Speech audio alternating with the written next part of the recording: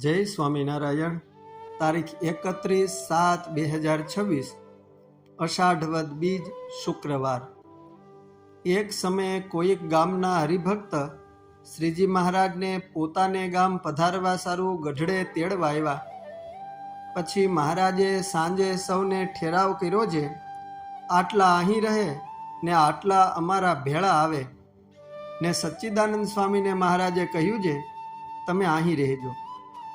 પણ એમનાથી તો મહારાજ વિના રહેવાય નહીં. તે સારું મહારાજ સવારમાં ચાલ્યા એટલે સચ્ચિદાનંદ સ્વામી પણ મહારાજ ન દેખે એમ કેડે કેડે છેટે ચાલ્યા આવે.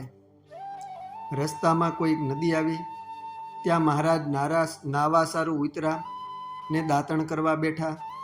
ત્યારે સચ્ચિદાનંદ સ્વામીને છેટેથી જોઈને એમ બોલ્યા છે, આ કોણ આવે છે? ત્યારે મુક્તાનંદ સ્વામી બોલ્યા છે, મહારાજ સચ્ચિદાનંદ સ્વામી આવે છે. જ્યારે તે સમીપ આવ્યા એટલે મહારાજે દાંતણ કોરે મેલીને દંડવટ કર્યો ને એમ બોલ્યા છે, આ સાધુ અમારા જીવનો તેરસો છે. તેને ના પાડી હતી તો પણ વાહે વાહે આવ્યો. એમ કહ્યું એટલે તે પડી ગયા ને રૂવાડે રૂવાડે રુધિર નીકળ્યું. ત્યારે મુક્તાનંદ સ્વામી બોલ્યા છે, મહારાજ સચ્ચિદાનંદ સ્વામીનો કાંઈ વાંક છે? તમારા વિના રહેવાય નહીં, તેથી એ બિચારા શું કરે? અને જુઓ ને, એમને શરીરમાં રૂવાડે રૂવાડે રુધિર આવી ગયું છે, માટે તમે એને બોલાવો. પછી મહારાજ બોલ્યા છે, સચ્ચિદાનંદ સ્વામી ચાલો અમારા ભેળા. એટલે તુરત ઊભા થઈને ભેળા ચાલ્યા. માર્ગમાં આગળ પાછળ ચાલે તો મહારાજના મુખના દર્શન ન થાય. તે સારું પડખે ને પડખે જાળા પથરા ઉલ્લંઘતા આવે ને મહારાજના મુખના દર્શન કરતા આવે. તે મહારાજ બોલ્યા છે, અમારા ઘોડા થાક્યા પણ આ થાકતા નથી. વળી ઘડી ઘડીએ મહારાજને સંત પોરો ખાવા બેસે.